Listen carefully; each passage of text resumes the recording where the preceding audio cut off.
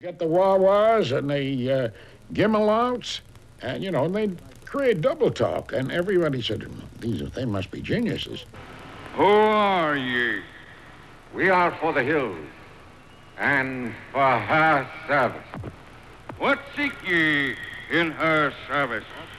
A mullah passing through our village promised us fighting and much loot in the holy wall. Now, everybody's at the top of the steps now. Hurry! Guns in position. Release the prisoner. The first talkies did nothing but talk. The novelty quickly wore off. For all the violence I have displayed toward my fellow man, Allah, forgive me. In New York, Douglas Fairbanks visited some filming on a soundstage with his English art director, Lawrence Irving, to see what all the fuss was about. When we came out, he just brushed it off. I said, well, that's that, and it's really not of much concern to us. And off we went almost immediately to make a $2 million silent picture, quite undeterred.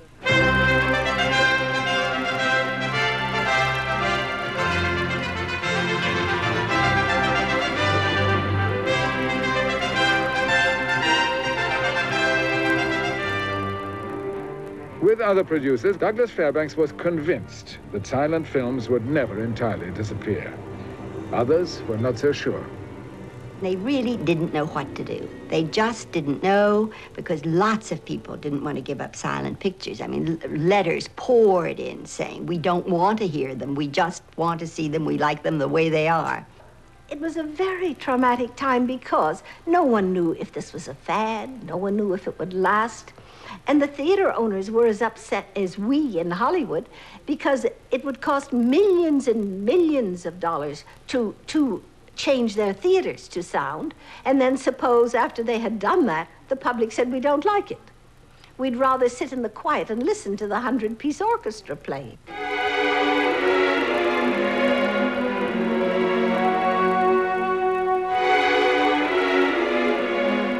Colleen Moore plays a French girl who is told at a military hospital that her soldier lover, Gary Cooper, is dead.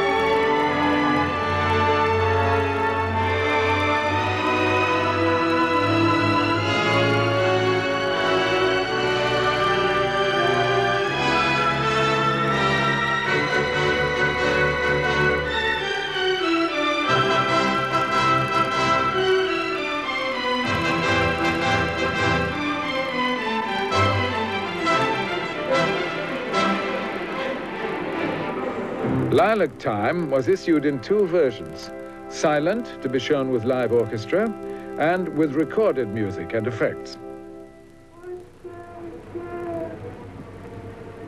This is an original Movietone track. Voices were used only as an occasional effect.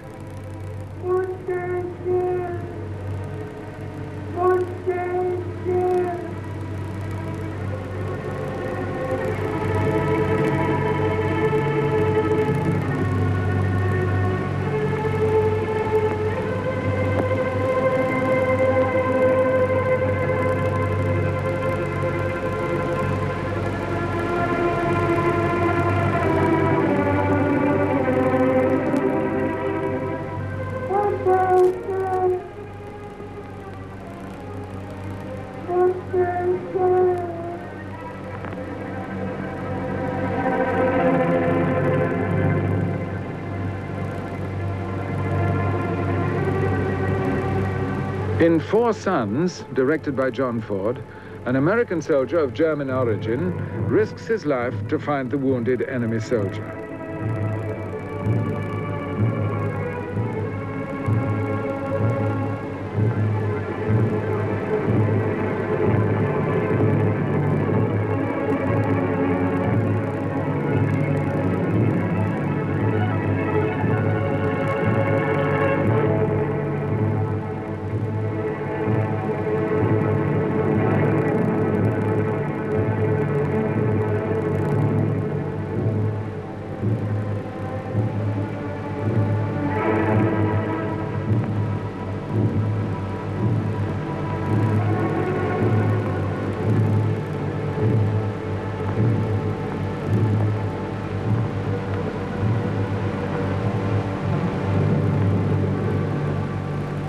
He finds the soldier is his brother.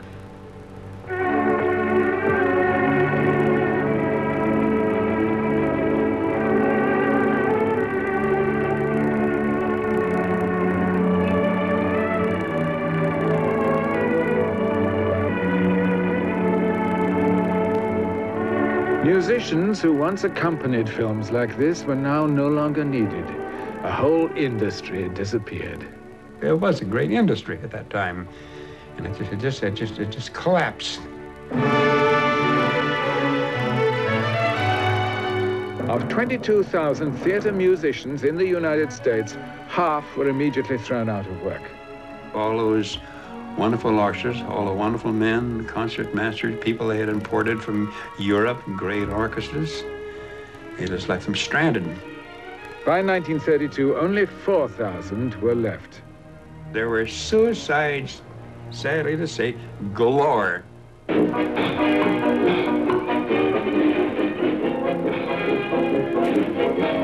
Now 60 studio musicians on a single soundtrack provided the music for the whole world. Once the musical and perfect synchronization had arrived, the silent film was finished.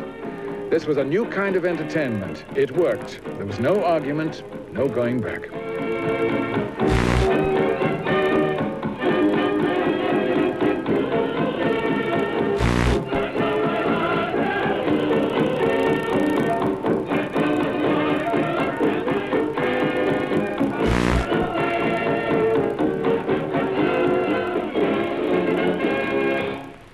All right, cut. How's that to you?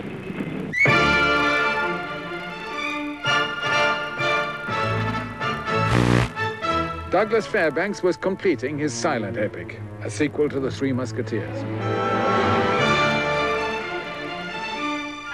For the first time in his career, he allowed his hero to die, stabbed in the back. It was Douglas Fairbanks's farewell to the medium he loved so much.